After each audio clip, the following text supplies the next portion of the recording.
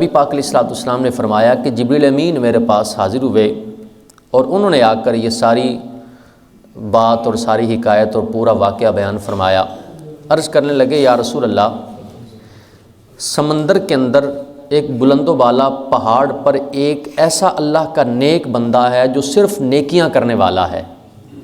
یعنی سمندر کے اندر آپ سمجھتے ہیں، جانتے ہیں، جزیرے ہوتے ہیں، پہاڑ ہوتے ہیں، خشک جگہیں بعض اوقات ہوتی ہیں۔ تو یہ اللہ کا بندہ اس پہاڑ پر موجود تھا۔ اللہ نے مہربانی فرمائی، کرم نوازی فرمائی، ایک انار کا درخت اسے وہاں اگا دیا اور ایک میٹھا پانی کا چشمہ اسے عطا فرما دیا۔ آس پاس نہ کوئی بندہ نہ بندے کی ذات، یہ اب اکیلا وہاں رکوع کر لیا، سجدے کر لیے، روزے رکھ لیے، عبادت کر لی، ریاضت کر لی، یہ اس کا کام ہے۔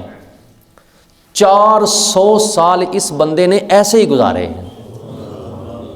آپ کو پتہ ہے کہ جب ہم لوگوں سے ہمارا میل ملاپ ہوتا ہے، تعلقات ہوتے ہیں، اٹھنا بیٹھنا ہوتا ہے، تو پھر بسا اوقات کمی بیشی ہوتی ہے، اور جب کسی بندے سے ملنا ہی نہیں تو کس بات کی چغلی، کس بات کی غیبت، کس بات کا جھوٹ، یہ ساری چیزیں آٹومیٹکلی ختم ہو جاتی ہیں۔ یہ اللہ کا بندہ تھا کہ چونکہ اکیلا رہتا تھا، بس اللہ کی تسبیح بیان کر لینی، ذکر کر لینا، جو اس وقت کی نماز ہے، ذکر ہے، یہ کر لینا اس کا کام تھا۔ 400 سال عبادت کرنے کے بعد اس کی موت کا وقت آ گیا۔ جناب اسرائیل اس کے پاس تشریف لے آئے، فرمانے لگے ویلیہ تیاری کر چلیے۔ کہنے لگے جی بات یہ ہے، میں گزارش کرنا چاہتا ہوں، آپ مہربانی فرمائیں کہ آپ مجھے 2 رکعت نفل نماز پڑھنے کی اجازت دے دیں، اور دوسری رکعت کے دوسرے سجدے میں جب میں چلا جاؤں تو پھر میری روح آپ قبض کر لیجئے گا۔ کیا ناز ہے، کیا پروٹوکول ہے۔ آپ نے فرمایا، حضرت اسرائیل فرمانے لگے ابھی اتنی کی اجازت میں تمہارے لیے لے کر آیا ہوں، تم نفل بھی پڑھ لو، جب تم سجدے میں جاؤ گے دوسری رکعت کے دوسرے سجدے میں تو میں تمہاری روح قبض کر لوں گا۔ میں نے کہا جی ٹھیک ہے۔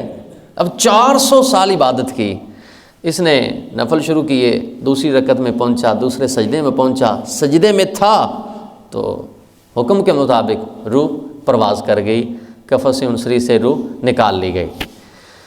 جب حضرت جبرائیل عرض کرتے ہیں یا رسول اللہ، اب یہ بندہ اسی طرح سجدے میں ہے اور اس نے قیامت تک ایسے ہی رہنا ہے۔ جب ہم آسمانوں سے یا رسول اللہ آپ کی خدمت میں حاضر ہوتے ہیں یا زمین پر آتے ہیں تو ہم اس بندے کو ایسے ہی دیکھتے ہیں کہ یہ سجدے میں ہے۔ اب قیامت کا جو منظر ہوگا وہ بڑی اللہ کی رحمت کی بات بھی ہے، اس کی نعمتوں کے شکر کی بات بھی ہے، سنی اور ایمان تازہ کیجئے۔ عرض کرتے ہیں حضور جب قیامت کا دن ہوگا اس بندے کو اللہ کی بارگاہ میں پیش کیا جائے گا، چونکہ اس کے نامہ اعمال میں کوئی گناہ ہوگا ہی نہیں، ساری نیکیاں ہی ہوں گی، جرم تو ہوگا کوئی نہیں، نہ کوئی غیبت، نہ جھوٹ، نہ گالم گلوچ، نہ کوئی نمازیں قضا، کچھ بھی نہیں ہوگا، صرف نیکیاں ہی نیکیاں ہوں گی۔ چنانچہ یہ اللہ کا بندہ جب اللہ کی بارگاہ میں حاضر ہوگا تو ساری نیکیاں ہوں گی۔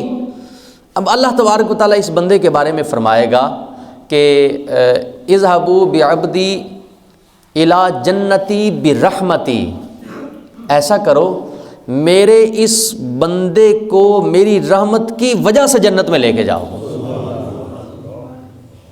اب جنت تینوں ملے گی تو جا چپ کر کے، وہ ہونا تو یہ چاہیے تھا نا، لیکن خیر ہمیں سمجھانا مقصود بھی تو ہے۔ حضرت جبرائیل عرض کرتے ہیں یا رسول اللہ، یہ بندہ اللہ کی بارگاہ میں عرض کرے گا کہ اللہ تیری رحمت کی وجہ سے میں نے جنت میں جانا ہے۔ فرمایا ہاں۔ عرض کی مالک میرے نامہ اعمال میں جرم تو ہے ہی کوئی نہیں، گناہ تو ہے ہی کوئی نہیں، تو میرے اعمال کدھر جائیں گے؟ اگر صرف تیری رحمت ہی سامنے ہے تو میرے اعمال کدھر جائیں گے؟ اللہ فرمائے گا اچھا اس کو واپس لاؤ۔ اسے واپس لایا جائے گا، اور واپس لانے کے بعد اللہ تبارک و تعالیٰ فرمائے گا اس کی 400 سال کی جو عبادت ہے اس کو ترازو کے ایک پلڑے میں رکھو، وہ رکھ دی جائے گی۔ پھر فرمایا جائے گا کہ اس بندے کی اس کو جو میں نے نعمتیں عطا فرمائی ہیں، اس پر جو میں نے مہربانیاں کی ہیں، ان نعمتوں میں سے ایک نعمت آنکھ والی، وہ نعمت ترازو کے دوسرے پلڑے میں رکھ دو۔ جب وہ ترازو کے دوسرے پلڑے میں رکھی جائے گی، اور اب جب ترازو کو اٹھایا جائے گا قانون کے مطابق، سسٹم کے مطابق جب اس کو تولا جائے گا، اب 400 سال کی نمازیں، روزے، سجدے، عبادت، ریاضت 400 سال کی ایک طرف ہے، اور ایک اللہ کی نعمتوں میں سے ایک آنکھ ایک طرف ہے۔ اب جب اس کو تولا جائے گا تو جو آنکھ کی نعمت ہے اس کا وزن بڑھ جائے گا، عبادت کم ہو جائے گی۔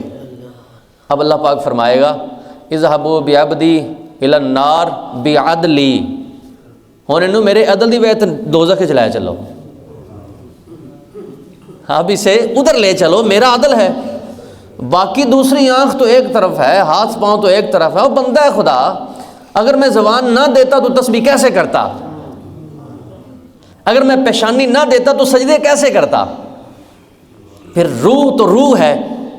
اب اس کو سمجھ آئے گی تو ابھی اللہ کی بارگاہ میں استغفار کرے گا، معافی مانگے گا، عرض کرے گا یا اللہ نہیں، میں اپنے عملوں کی وجہ سے جنت میں نہیں جا رہا بلکہ تیری رحمتوں کی وجہ سے جنت میں جا رہا۔ اللہ پاک ارشاد فرمائے گا میرے بندے کو میری رحمت کی وجہ سے ہی جنت میں لے جاؤ۔